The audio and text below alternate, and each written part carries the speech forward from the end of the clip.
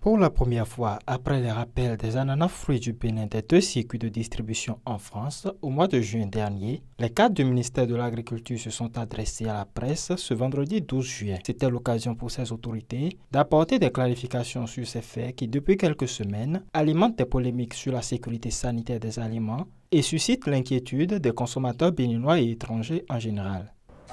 En termes de production d'ananas, nous avons essentiellement deux cultivars au Bénin. Nous avons le cultivar pain de sucre qui est très bien apprécié au niveau de sa texture, de son goût, aussi bien au Bénin comme à l'international.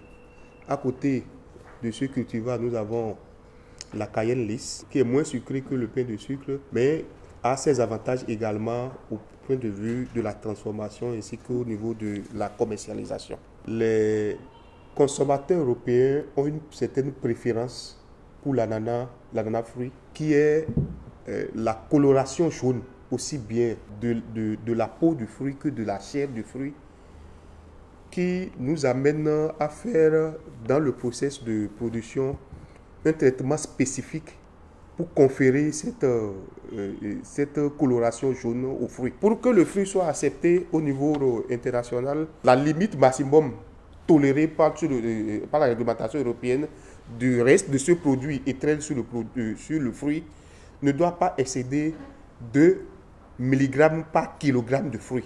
Dans le cas des ananas rappelés, cette limite a été largement dépassée selon les autorités. Le 1er juin 2024, nous avons eu une expédition de 250 cartons d'ananas de la part d'un exportateur équivalent à un total de 3,35 tonnes d'ananas prélevés dans le champ d'un seul producteur, distribués dans 2 rayons français à partir du 4 juin.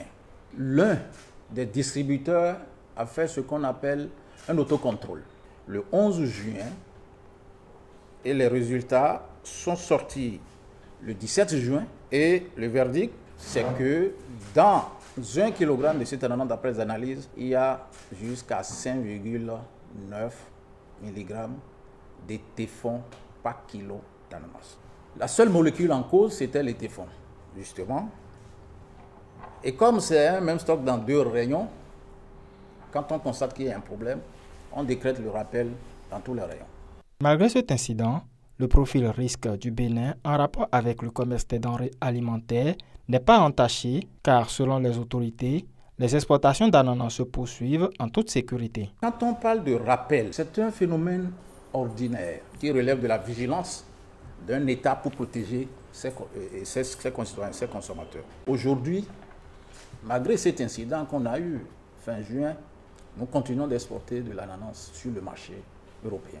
On a déjà fait 10 expéditions conformes aux exigences, donc dans les normes, des 2 mg de téflon par kilogramme d'ananas, pour un équivalent total de 34 tonnes.